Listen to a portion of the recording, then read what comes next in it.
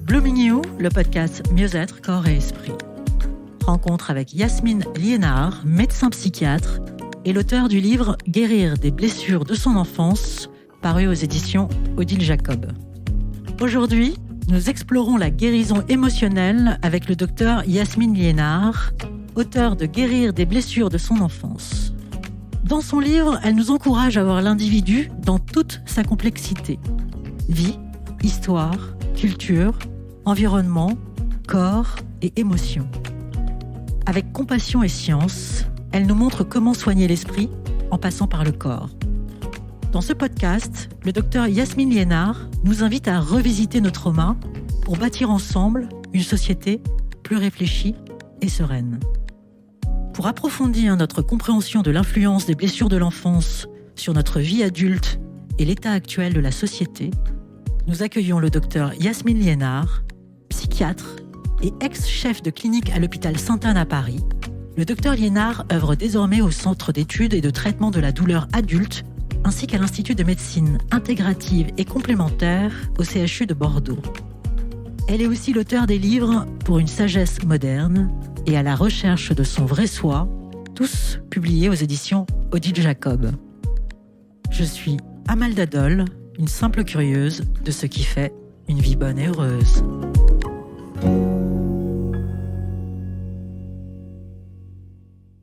Docteur Liénard, bonjour. Bonjour. Dans votre livre, vous évoquez l'importance des traumatismes de l'enfance dans la construction de l'adulte. Comment les traumas, en particulier ceux de l'enfance, affectent-ils la régulation émotionnelle ou l'adulte à long terme ?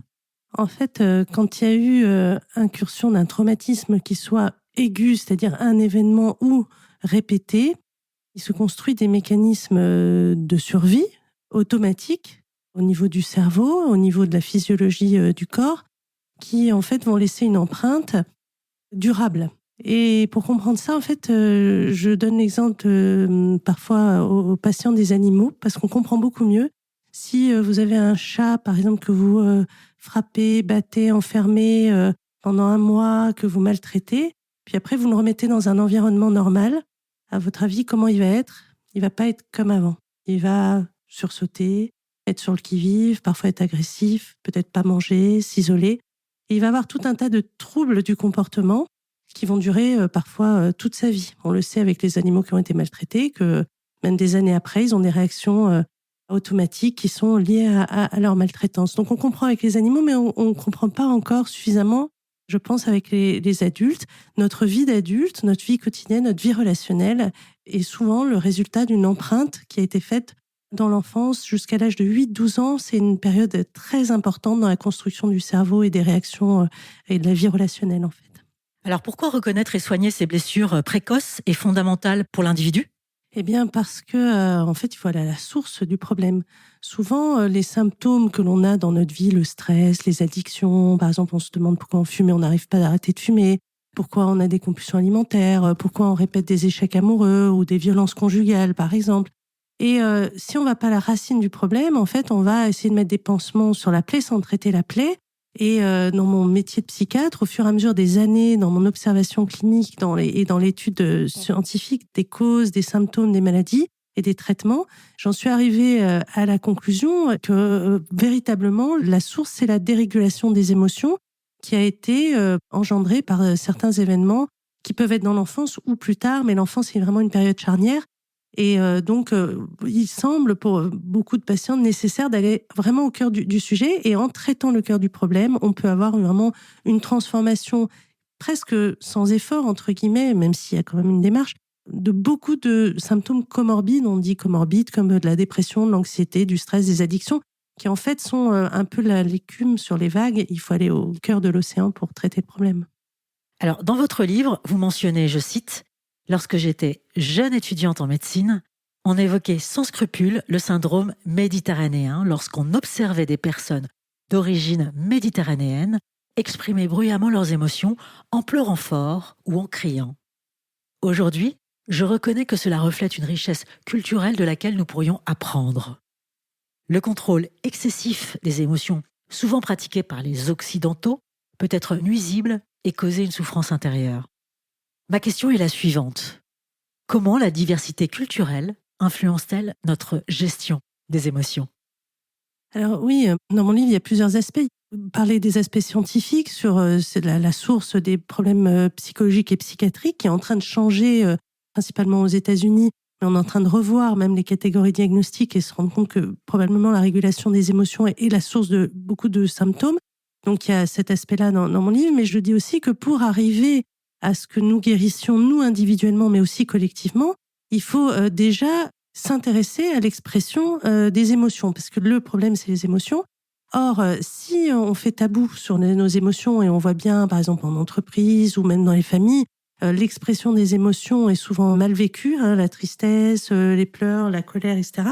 Or, c'est un préalable pour guérir, c'est déjà de comprendre que notre vie émotionnelle est riche et que ce n'est pas un problème de ressentir des émotions. On confond maladie et émotion. Et c'est ce point-là que j'ai voulu souligner parce que pour l'étape de guérison, il faut être curieux de nos émotions.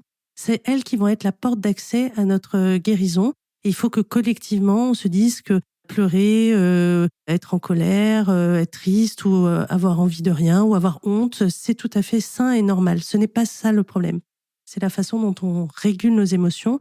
Et voilà, donc je voulais insister sur ça. Et l'aspect culturel, effectivement, dans certaines cultures, notamment orientales et je pense au Maghreb, il y avait, parce que c'est en train d'évoluer, mais parce que le modèle occidental est en train de se diffuser, mais il y avait quand même beaucoup moins de dépression, de suicide dans les familles ou dans la population, ou de troubles alimentaires, etc.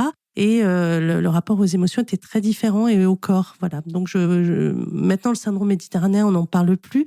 Je crois qu'on se rend compte que finalement, c'est bon quand même de pouvoir exprimer ce qu'on ressent. Oui, c'était quand même dingue que ça soit associé à une pathologie, quoi. Oui, sans complexe. Alors, votre approche considère la bienveillance envers soi-même comme un premier pas vers la guérison. Alors, comment peut-on cultiver cette bienveillance au quotidien ? Alors, la bienveillance envers soi-même, c'est pas une complaisance, parce que parfois, quand on est dysfonctionnel, parce qu'on a vécu des choses difficiles dans sa vie, on n'est pas forcément très bon pour son environnement. On peut être impulsif, colérique, on peut générer des tas de soucis autour de nous.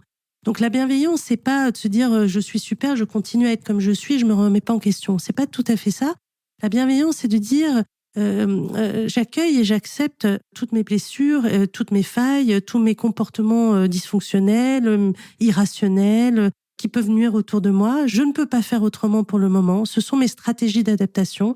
Et j'ai l'espoir de pouvoir aller mieux, de faire du bien autour de moi et de prendre soin de moi.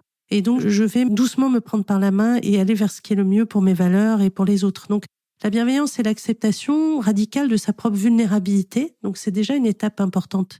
Et après, on va commencer à accepter celle des autres, d'ailleurs. On va commencer à voir que celui qui nous agresse en face, qu'on supporte pas ou qu'on trouve trop prétentieux, c'est aussi un enfant blessé qui a ses propres stratégies de survie désorganisées, inadaptées. Mais voilà, on va être moins dans la réactivité. Alors, vous parliez des comportements dysfonctionnels. Comment se créent-ils ces comportements ? Comment ça se passe à l'intérieur de nous ? Alors, en fait, quand il y a eu un événement traumatisant, insécurisant, notre cerveau donc repère qu'il y a un danger et il va normalement, s'il n'y a pas eu de contrainte, va s'enfuir ou combattre. Mais très souvent, surtout quand c'est dans l'enfance, l'enfant ne peut pas faire face et donc il va devoir rester figé, bloqué, sous contrainte face à une menace. Et là, il y a un blocage au niveau du cerveau, ce qu'on appelle le figement traumatique qui peut se produire, qui fait qu'en situation de stress, on ne sait pas quoi faire, on est perdu et on se désorganise au niveau cérébral. C'est-à-dire qu'on devient plus très intelligent. C'est-à-dire que dans nos zones émotionnelles, on devient un peu stupide, on est comme un enfant. Moi, j'ai vu des femmes chefs d'entreprise qui ont réussi ou qui ont fait des grandes études et qui vont dans leur zone affective, par exemple, lors d'une rupture amoureuse, vont dire je suis comme un enfant, comme une petite fille, où je réagis, je comprends pas, je suis stupide dans ces moments-là. Et en fait, on le sait au niveau du cerveau, c'est que la zone préfrontale, le cerveau intelligent est shunté quand on est activé au niveau, on dit limbique, au niveau de la zone des émotions archaïques et primitives. Et donc, quand on est dans notre zone d'émotion, on peut plus réfléchir rationnellement. Et là, ça se désorganise quand il y a eu des traumas. Et donc, on va régulièrement, par exemple, se mettre en danger ou faire quelque chose qu'on souhaite pas, ou alors rester bloqué, prostré, figé. Par exemple, ne pas pouvoir aller au travail parce que il y a eu une remarque du patron la veille et on n'arrive pas à se lever, on fait que pleurer, on n'arrive plus à faire ce qu'on fait d'habitude. Donc c'est un peu ça qui est désorganisé. Et le lien, c'est vraiment cette empreinte, cet événement, ces situations qui ont créé une mémoire qui est en état de stress, je peux rien faire, je peux pas bouger, je peux pas combattre ou je peux pas m'enfuir en fait.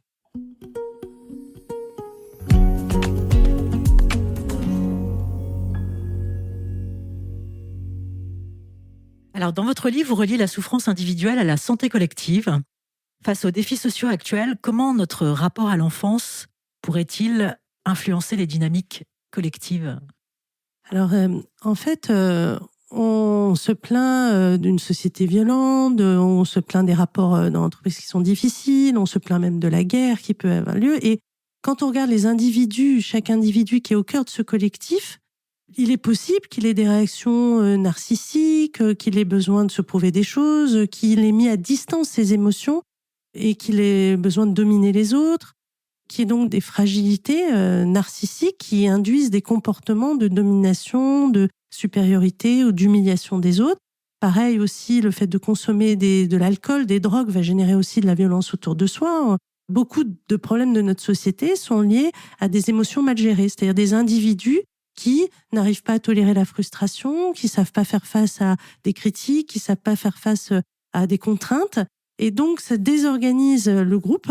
Alors que si chacun faisait ce travail de régulation des émotions, on pourrait traiter les problèmes de manière sage, posée, même les problèmes environnementaux, les problèmes de notre société, les problèmes de chômage, de précarité. Enfin, il y aurait une sagesse qui émergerait de ce travail personnel.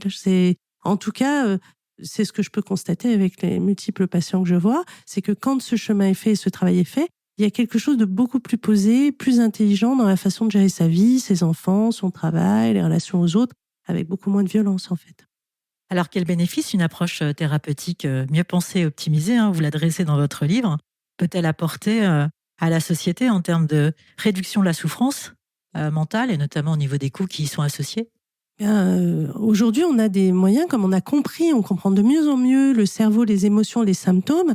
On a des outils et des techniques qui sont naturelles, qui passent, donc comme j'explique quand même par le corps, et c'est un point important, et qui sont sans ni médicaments, ni forcément du matériel très important, et avec beaucoup moins de risques de dépendance et d'addiction, parce qu'on sait qu'aujourd'hui, on utilise en psychiatrie des traitements, des antidépresseurs, mais aussi des anxiolytiques, et aussi tout un tas de médicaments qui ont des effets secondaires, qui ont un coût financier et qui peuvent induire des dépendances à long terme, notamment les anxiolytiques.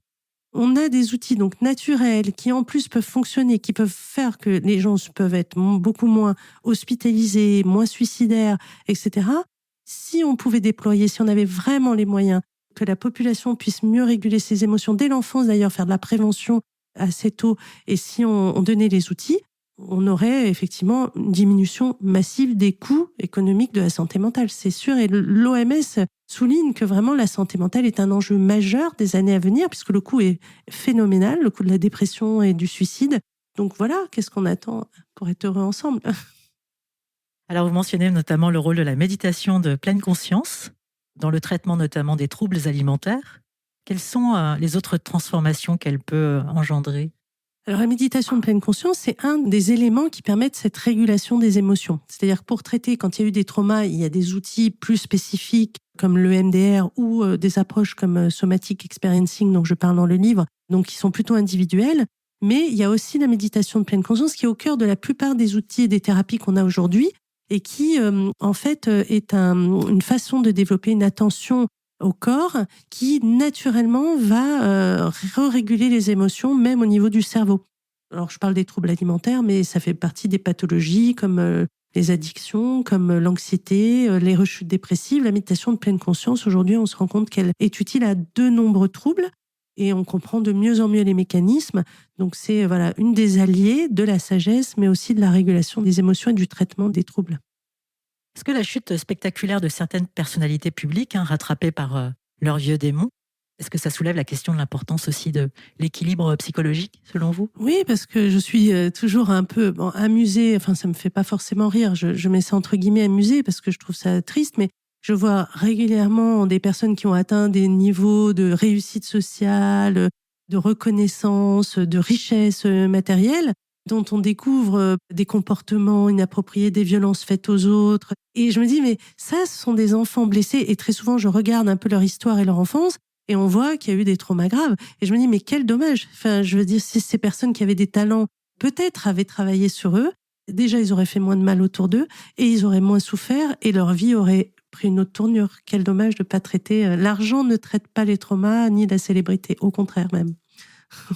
Pourquoi au contraire?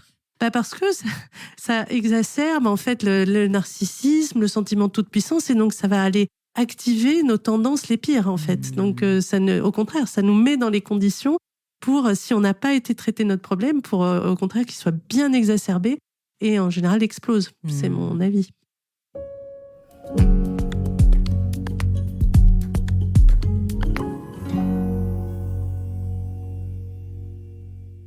Quelles sont les difficultés rencontrées dans le traitement des troubles psychologiques au niveau de la population générale? Alors, évidemment, on manque énormément de moyens dans la psychiatrie. On en discutait avec un confrère psychiatre et professeur. On calculait le nombre d'années qu'il faudrait pour soigner la population d'une ville traumatisée avec les moyens qu'on a. Il faudrait 300 années pour soigner une petite population traumatisée, donc dans une ville. Donc on imagine, et encore avec quelques personnes formées. Il y a beaucoup d'endroits où les personnes ne sont même pas formées. Et on n'a pas les moyens, on n'a aucun moyen, même dans les hôpitaux. On n'a pas les moyens d'avoir des psychologues formés, les psychiatres, on n'a pas les moyens de les garder. Ça ne veut pas dire qu'il n'y en a pas, mais voilà, le contexte actuel, le maillage territorial fait que les personnes n'arrivent même plus à trouver de psychiatre. Moi, des fois, les gens m'écrivent désespérés. Ça fait 1 an qu'ils cherchent un psychiatre et ils ont vécu des choses, ils sont au bord du suicide. Et moi, c'est terrible parce que je peux pas toujours aider. Des fois, on a des délais dans des centres de victimologie d'1 an et demi. On leur dit oui, on vous verra dans 1 an et demi. C'est un enfer aujourd'hui. Et on a besoin de moyens, on a besoin d'une prise de conscience, on a besoin de locaux, on a besoin de personnel formé, on a besoin d'un côté, allez, on y va, et vraiment, c'est le moment, et il faut qu'on se donne les moyens, on va tous y gagner. Donc voilà, on n'a pas, il y a rien pour l'instant, en fait, on va dire. Alors pour donner un chiffre effectivement à nos auditeurs, je crois qu'en France, il y a entre 13 et 15 millions de personnes en souffrance psychique, et il y a un peu moins de 16 000 psychiatres. En France, oui. Et en pédopsychiatrie, je crois on est à moins de 1000. Ouais, la pédopsychiatrie, c'est terrible parce que vraiment les enfants en ont besoin. Et je pense que la pédopsychiatrie se meurt parce qu'on n'a pas les moyens de entourer les pédopsychiatres. Il faut toute une équipe et il faut prendre en charge les parents parce que il faut pas, quand on prend en charge un enfant, c'est toute la famille. Donc c'est pour ça que c'est en train de se mourir alors qu'il y a le plus de besoins. Donc c'est assez dramatique et je pense qu'on va assister à des choses de plus en plus terribles à l'âge adulte, tous ces enfants qui n'ont pas été soignés. Comment la reconnaissance de la dimension biologique des troubles psychiques évolue-t-elle par rapport aux découvertes scientifiques actuelles? Et quelles sont les limites des traitements médicamenteux? Vous en parliez tout à l'heure, mais est-ce qu'on peut développer? Alors, au niveau biologique, on est il y a beaucoup de choses qui se font, mais ça avance pas si vite que ça. En fait, on bute. Il n'y a pas de biomarqueurs spécifiques des maladies psychiatriques. On n'a pas trouvé une explication biologique à la dépression, une explication biologique aux troubles bipolaires. On avance, mais c'est tâtonnant. Donc, il y a quelque part une espèce de frustration de cette dimension biologique. Mais d'autres choses apparaissent sur notamment les marqueurs du stress et puis la compréhension des mécanismes de régulation des émotions. Donc, ils ne sont pas liés à des maladies, mais plus des mécanismes pour faire face au stress. Donc là, on avance.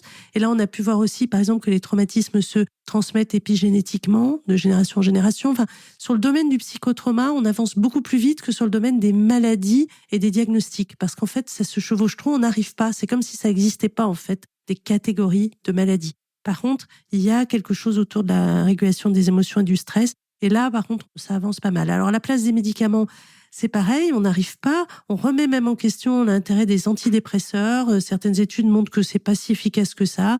Et on a montré, par exemple, que la méditation de pleine conscience est aussi efficace que les antidépresseurs dans l'anxiété. Donc, comment quelque chose qui est naturel, qu'on fait soi-même, de s'asseoir et de porter attention à sa respiration, peut être aussi efficace qu'une molécule? Est-ce que c'est que la molécule est pas si efficace que ça? Ou est-ce qu'on peut nous-mêmes transformer notre biologie? Et donc là, c'est des grands champs qui sont en train de s'ouvrir et qui ont un lien avec l'intelligence artificielle. À mon avis, c'est vraiment la compréhension de qu'est-ce que la conscience, qu'est-ce que les états de conscience, qu'est-ce que le cerveau finalement, et qu'est-ce que les émotions. Et je pense qu'on est au début d'une ère qui va être passionnante.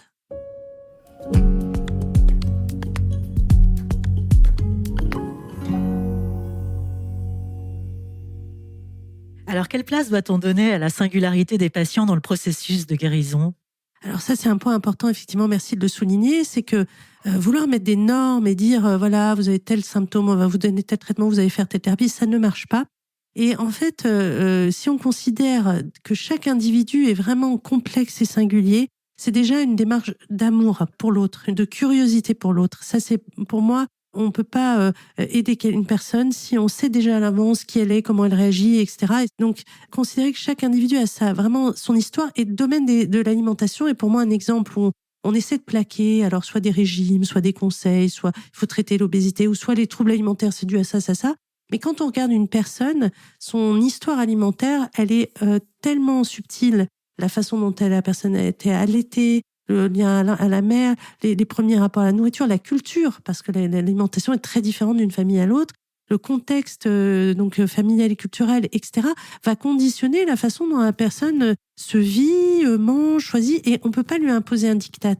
Donc petit à petit, on est en train d'aller dans la psychiatrie vers cette écoute qui existait déjà dans les années 70. C'est pour ça que je reparle de l'antipsychiatrie dans mon livre, où en fait, on se dit, mais la créativité de chacun, sa singularité va être notre support justement à sa guérison. C'est-à-dire que c'est parce qu'on oublie qu'on est quelqu'un d'extraordinaire, de merveilleux, de créatif, qu'on finit par aller mal, et que si je considère que même si je suis atypique, même si je suis autiste, même si je suis psychotique, j'ai quelque chose à apporter à la société, alors je trouve ma place, alors je vais commencer à m'intégrer et réintégrer le collectif, en fait. Donc ça, c'est vraiment un point vraiment important pour moi. Alors, merveilleuse transition, puisque vous parliez de l'antipsychiatrie que vous adressez avec passion dans votre livre. Comment l'expérience de Kingsley Hall ainsi que les innovations de Franco Basaglia dans le domaine de la psychiatrie communautaire peuvent-ils inspirer et transformer les pratiques actuelles en santé mentale? Je n'ai pas vécu et je n'ai pas connu en direct tous ces praticiens, mais je suis fascinée par ce qu'ils ont pu ouvrir comme champ d'exploration de la psyché humaine avec beaucoup d'amour, de curiosité et de hors normes. C'est-à-dire, on n'est pas dans la volonté de mettre des normes. Et souvent, on a reproché à la psychiatrie d'être un outil de la norme et un outil du pouvoir pour enfermer les gens qui sont pas dans le moule et qui sont pas des esclaves du système. Et eux ont vraiment dit, on veut pas être au service de ça.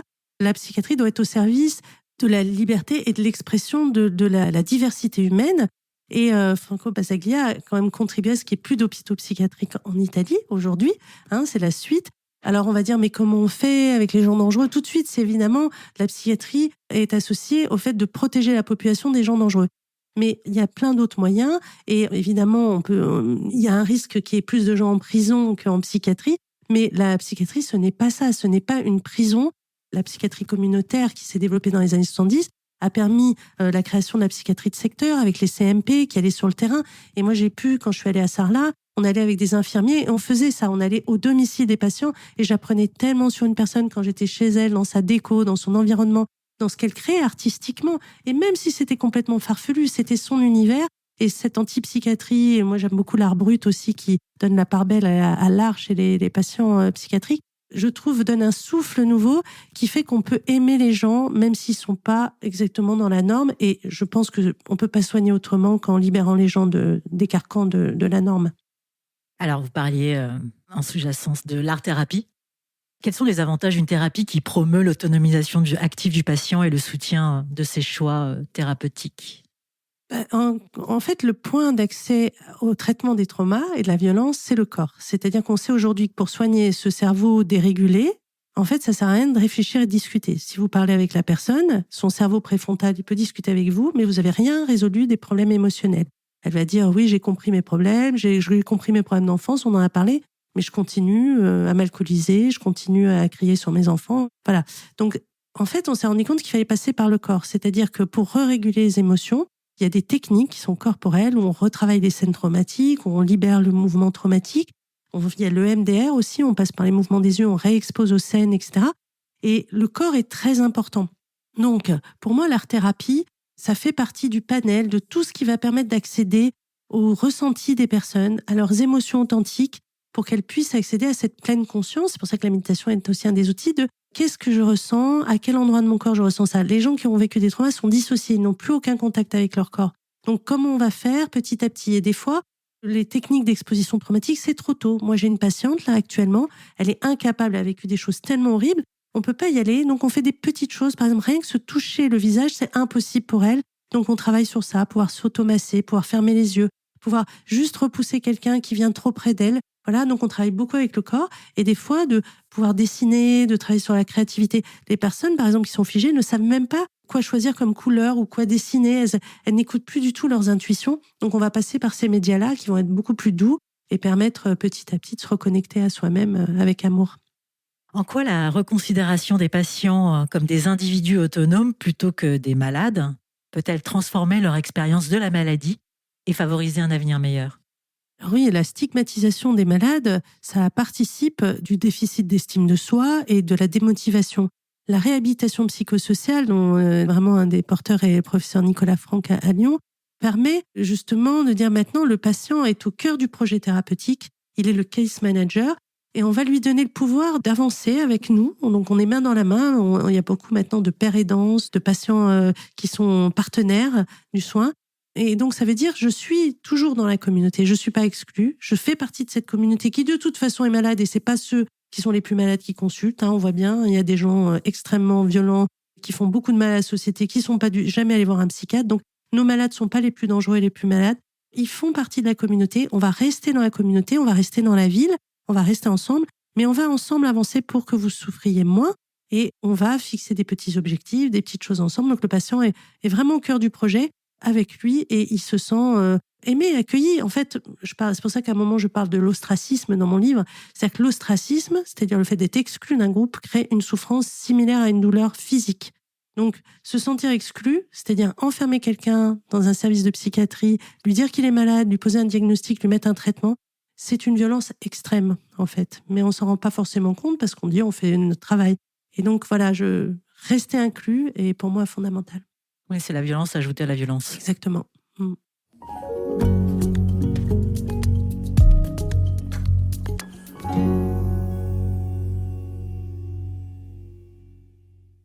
La dissociation quand l'esprit se coupe du corps. Prenons l'exemple d'Emma, une enfant de 5 ans régulièrement battue par ses parents.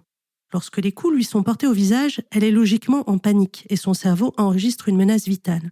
Son système nerveux, sympathique et parasympathique, celui qui régule par exemple le rythme cardiaque et lui permet de s'enfuir ou de combattre, est en alerte. Mais la petite fille ne peut accomplir ses réflexes habituels, car elle subit une menace et une contrainte auxquelles en tant qu'enfant il lui est impossible de répondre. Elle ne peut fuir et ne peut s'opposer physiquement à un adulte. Son système nerveux et son cerveau se désorganisent alors totalement, deviennent fous, pour tenter une stratégie de survie. Cela pourrait être le figement, l'immobilité, la passivité, la soumission, et peut-être la culpabilité.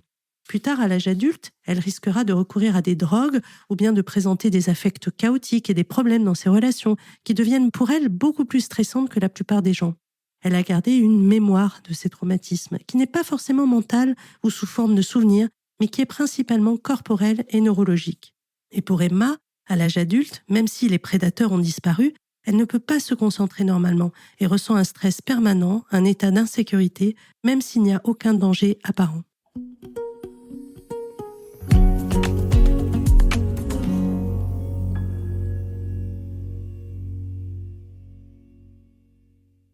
Yasmine, vous avez choisi de nous lire un passage extrait de votre livre. Pourquoi avez-vous choisi cet extrait ? Pour parler de la dissociation et des mécanismes, justement, le lien qu'il y a entre la désorganisation émotionnelle et les traumas, c'est beaucoup inspiré du travail de Peter Levine, qui est un psychiatre américain qui a beaucoup fait de choses sur la compréhension des traumas. Parce que je trouve que peu de gens comprennent ça, et même dans la psychiatrie, je trouve les patients les pires, ceux qu'on déteste, insupportables, que les équipes trouvent chiants, etc., c'est souvent des patients qui ont été traumatisés. Et si on n'a pas une compréhension de ce qu'est la dissociation, on va pas les aider et les retraumatiser. Donc, quand on comprend qu'en fait, si j'ai subi une menace et une contrainte en même temps, c'est-à-dire une menace, mais je ne peux pas fuir et je ne peux pas combattre, donc je suis obligée de subir, alors je me bloque dans ce qu'on appelle le figement traumatique et toute ma vie va être désorganisée. Voilà, je voulais insister sur ce point.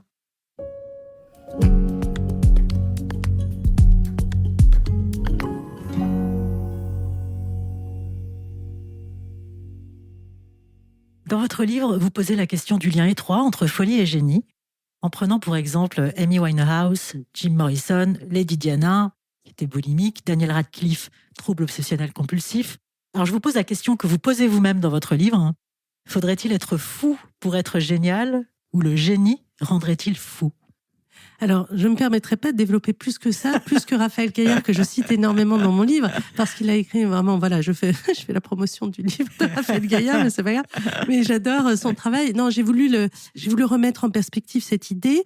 Oui, alors, en fait, on peut pas trancher, mais il y a un lien entre la folie et la créativité. Ce qu'explique Raphaël Gaillard, c'est qu'en fait, on a trouvé des points communs entre les bipolaires et les créatifs. Et probablement, c'est un point commun génétique qui fait qu'en fait, la folie serait le pendant de la créativité. C'est-à-dire que c'est le prix à payer de notre cerveau qui est de plus en plus créatif. On aurait de plus en plus de fous parce qu'on est de plus en plus développé sur certains aspects créatifs.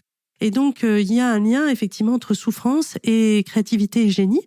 Mais pourquoi j'en parle? Parce que on confond parfois les émotions de la créativité avec la souffrance psychique, et au nom de cette normalisation, cette abrasion des émotions, on coupe la possibilité de s'exprimer. Et c'est vrai que des gens comme Amy Winehouse, qui ont été jusqu'au bout de leur être et de leur folie, quelque part, nous ont offert aussi ce qu'il y a de meilleur et de plus authentique dans une création artistique. Je pense aussi à Jimi Hendrix, je pense à voilà, des personnages comme ça qui ont... Je pense que on est à la limite de la folie quand on ose être, en fait. Et je cite Dali dans mon livre, qui est un exemple d'une personne qui a vraiment surfé avec sa folie pour pouvoir aller jusqu'au bout de son art. Et je pense que si on régule ses émotions, si on arrive à se traiter, alors on peut devenir un artiste sans verser dans la folie. En fait, c'est un petit peu ce point subtil de basculement où je pense que si on comprend mieux les émotions de l'artiste, les émotions du processus créatif, mais qu'on a soigné ses plus grosses blessures, alors on pourra peut-être ne pas se suicider ou ne pas en mourir. Alors, comment la reconnaissance du lien entre créativité et maladie mentale peut-elle influencer notre compréhension de la folie et enrichir les méthodes thérapeutiques en psychiatrie? En fait, le fait de savoir que les patients fragiles ont une grande créativité, mais aussi que la créativité rend fragile, parce qu'il y a des études américaines qui ont montré que quand les artistes sont en phase créative, ils traversent des phases émotionnelles qui peuvent être une phase de chaos, avec proche du désespoir, de la tristesse, avant qu'émerge tout d'un coup le alléluia, l'idée géniale. Et que si on comprend bien ça, ces phases-là, on va pouvoir accompagner autrement les personnes en les encourageant, en donnant un cadre, sans les juger ou les stigmatiser. Donc ça, je pense que déjà, comprendre la différence entre ces émotions-là et des émotions qui seraient lors de la maladie mentale, déjà c'est important. Et puis nos malades, ils sont créatifs, mais ils savent pas toujours. Et moi, ça m'arrive souvent de pointer quelque chose, de dire j'aime bien vos bijoux, qu'est-ce que c'est? Ah oui, je les ai choisis comme ça, comme ça. Et puis je vois qu'ils ont en fait quelque chose qui veut s'exprimer et qui s'exprime pas. Et quand on ouvre ce champ-là, très souvent, quelque chose est soulagé. Enfin, je pense que beaucoup de souffrance psychique vient du fait qu'on n'est pas aligné sur qui on est vraiment, parce qu'on n'ose pas, parce que la famille nous a pas permis, parce qu'on n'a pas pu chanter, on n'a pas pu s'exprimer, on n'a pas pu, fallait pas faire de théâtre parce qu'il fallait gagner sa vie, parce que je conclus aujourd'hui que je crois que beaucoup de souffrance vient du fait qu'on n'est pas à sa place et on n'ose pas exprimer sa folie, entre guillemets, qui n'est pas la maladie psychiatrique.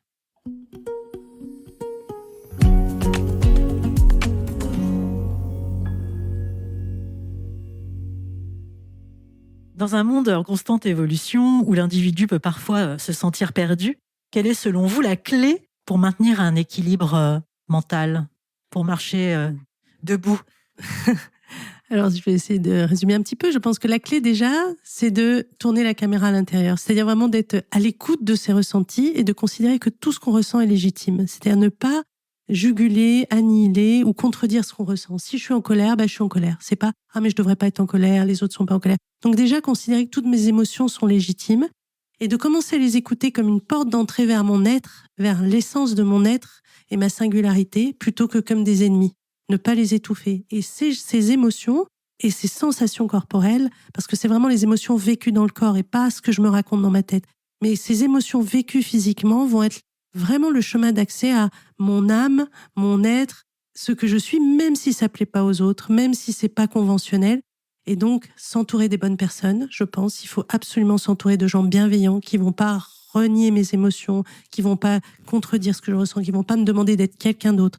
Donc, s'écouter, s'entourer des bonnes personnes et faire ce chemin d'accès à ces émotions avec des gens expérimentés qui ont fait eux-mêmes le chemin, donc des gens inspirants peut-être, qui eux-mêmes ont fait ce chemin d'autonomie, de liberté.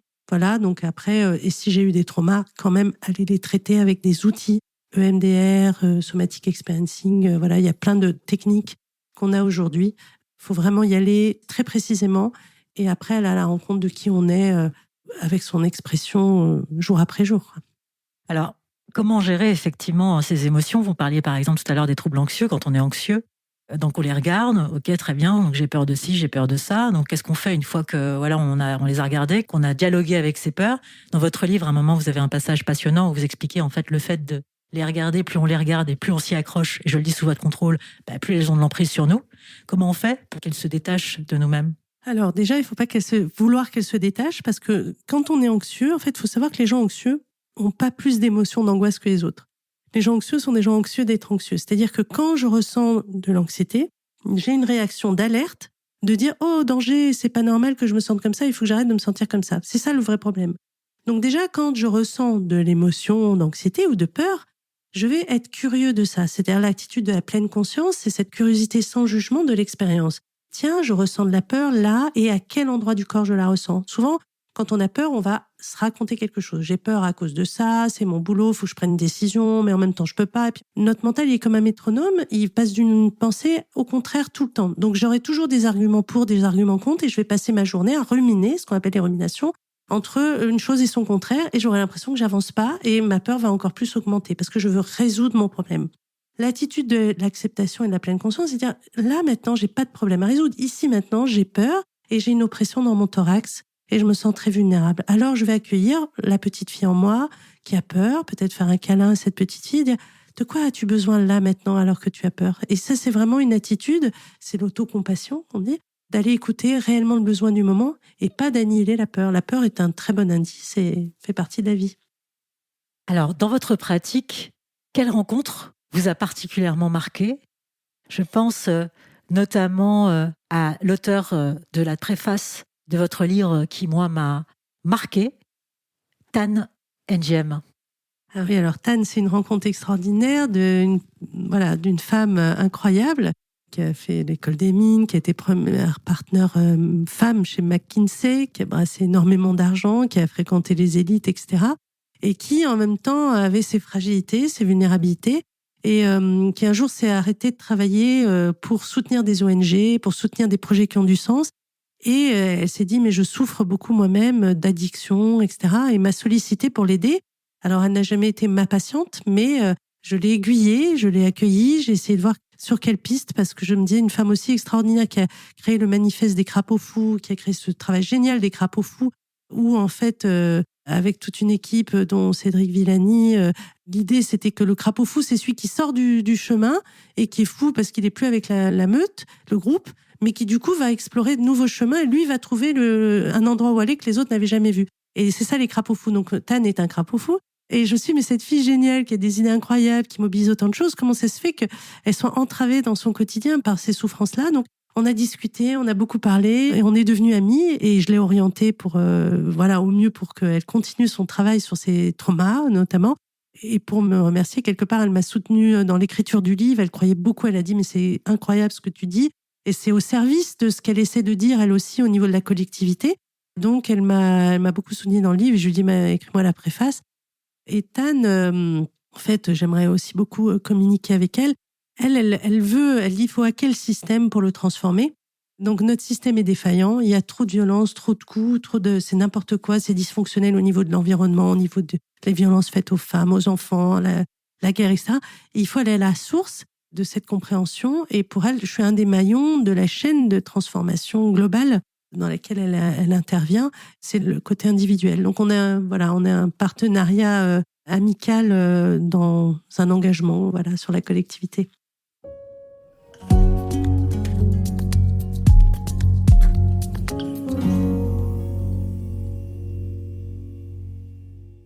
Alors, en tant que psychiatre, quelles sont vos principales préoccupations pour l'avenir de la santé mentale, pour faire le lien effectivement entre les vœux de l'OMS et la réalité des moyens qu'on a aujourd'hui?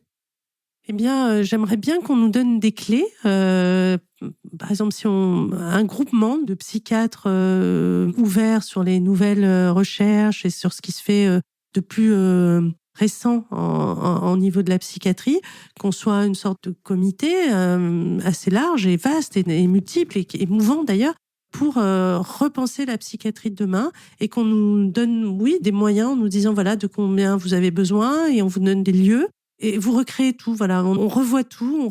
Alors on peut calculer les coûts actuels, on peut faire une sorte d'état des lieux en France des différentes professions et qu'on donne la possibilité à ceux du terrain et les scientifiques ensemble de recréer, voilà, comme une nouvelle architecture. Alors il y avait tout un chapitre que j'ai enlevé de mon livre qui était sur l'architecture de demain, de l'hôpital de demain, qui était assez génial. C'était des architectes qui ont repensé l'hôpital et le lien avec l'environnement, la ville, le fait que ce soit des lieux apaisants, écologiques, avec la nature, etc.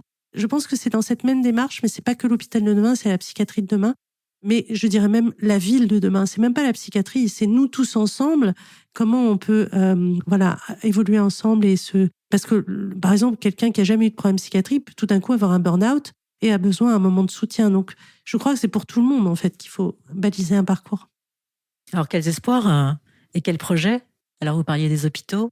Oui, alors vous parliez de l'association de psychiatres, vous travaillez avec les politiques. Oui. Bah, il y a quand même des petites choses qui bougent. Il y a quand même des gens assez chouettes et très investis. On fait des congrès. Nous, là, au CHU de Bordeaux, j'ai la chance de travailler à l'Institut de médecine intégrative et on travaille avec des patients douloureux chroniques. Alors, c'est pas de la psychiatrie pure, mais bon, moi, je suis psychiatre dans cette unité. Mais on a envie de développer des choses autour du psychotrauma. On essaie de trouver des sponsors, des mécènes pour créer des lieux de soins. Il y a des cliniques privées, des initiatives privées qui font quand même des choses chouettes. Je pense que c'est en train de bouger. Voilà, il faudra peut-être mettre en commun des forces qui existent déjà autour de la réhabilitation psychosociale. Par exemple, il y a des choses extraordinaires qui se font. Je pense que ce mouvement qui se fait dans la ville, vraiment, et qui se diffuse un peu partout, voilà, il va prendre de l'ampleur. Voilà, il faut pas grand-chose. À mon avis, il faut juste quelques colloques et quelques moyens supplémentaires et on va pouvoir tisser quelque chose de nouveau.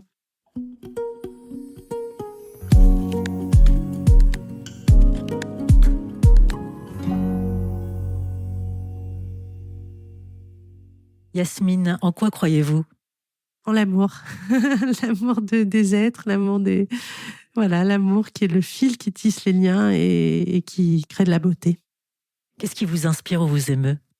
Ce qui m'inspire, c'est l'authenticité des individus. Quand je vois quelqu'un qui est tout d'un coup sort de son masque et de sa carapace et a une réaction spontanée, soit un élan du cœur, soit est touché par quelque chose, ou que ce soit un enfant ou un adulte, ça m'émeut. Quand je vois quelqu'un de naturel qui n'a plus peur du regard des autres et qui ose exprimer qu'il aime ou quelque chose le met en joie ou faire un petit geste altruiste comme ça qui vient du cœur, ça me touche beaucoup.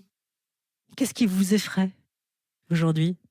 Je dirais ce qui m'effraie, c'est la dureté, la froideur du cœur, oui, quand les gens se coupent de leurs émotions et de la vie en eux et au nom de la rationalité. Je crois que ça, c'est vraiment pour moi assez terrible, la rationalité froide. Qu'est-ce qui vous met en colère?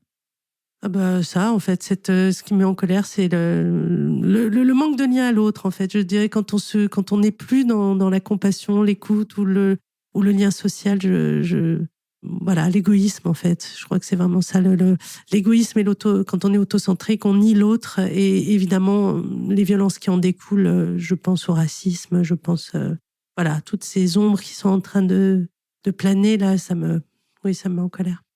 Qu'est-ce qui vous fait du bien? Tellement de choses, les câlins de ma fille, les bisous de ma fille et ses grands yeux, voilà, ça c'est vraiment, voilà. Qui a 5 ans. Ouais, voilà, c'est mon bonheur.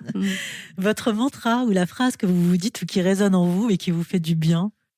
C'est, moi je pense à Amma, là, c'est ça qui est une sainte indienne qui était ma figure spirituelle, qui est mon maître spirituel, entre guillemets. En fait, c'est un son, c'est Amma, l'amour, c'est un mantra, c'est une sonorité en fait qu'on peut pratiquer en boucle quand on médite. Mais il y a aussi le mantra tibétain Om Mani Padme Hum que je me répète souvent, qui est autour de cette vibration de l'amour, c'est-à-dire puisse mon cœur s'ouvrir aux autres et prendre la souffrance des autres et apporter de l'amour, voilà. C'est une vibration. Ça peut être Ama, Om, ou Om Mani Padme Hum, qui est voilà, mon mantra d'amour. Yasmine, pourquoi êtes-vous devenue médecin psychiatre ? Évidemment pour aider les autres, pour comprendre ma folie et la folie de ma famille aussi, quand même, il faut le dire. Et puis la folie du monde. Je crois aussi que je suis devenue psychiatre pour comprendre pourquoi les gens étaient pas heureux, étaient si tristes, et que alors que moi, je trouvais la vie merveilleuse quand j'étais petite, quoi. Voilà, je me suis dit comment les sortir de leur marasme. J'adore. Merci Yasmine. Merci beaucoup pour cet entretien. Alors que nous concluons, le regard du docteur Liénard nous pousse à réfléchir et à agir pour un monde empreint de douceur et de bienveillance. Comment chacun de nous peut-il y contribuer ? Cette question demeure ouverte. Un appel à l'action pour nous tous. Le docteur Yasmine Liénard a mis en évidence des principes fondamentaux du chemin vers la guérison et de l'autonomie, soulignant comment l'écoute active et la reconnaissance des aspirations personnelles peuvent façonner une voie positive pour ceux en quête de bien-être mental. Il convient de souligner l'importance d'une thérapie qui non seulement favorise l'autonomie des patients, mais qui respecte aussi leur choix de soins. Cette vision rénovée du patient envisagé non comme un malade, mais en tant qu'individu autonome, a le potentiel de transformer radicalement l'expérience du soin et de favoriser un avenir empli d'espoir. Le livre « Guérir des blessures de son enfance » nous défie de transcender les frontières entre ce qui est perçu comme normal et pathologique, entre l'individu et le collectif. C'est une incitation à une transformation sociale où comprendre et réguler nos émotions devient essentiel. Au cœur de notre quête de sens et de guérison, il est vital de reconnaître et d'accepter les blessures de notre enfance pour nous orienter vers un futur où chaque personne trouve son épanouissement. Merci Dr Liénard pour cette introspection profonde et merci chers auditeurs pour votre écoute engagée et votre esprit ouvert. Voilà, je vous donne rendez-vous sur bloomingyoU.fr où vous trouverez la transcription de cet entretien avec toutes les références. Je vous dis à très vite pour de nouvelles rencontres et découvertes et en attendant, je vous souhaite tout le meilleur. À bientôt.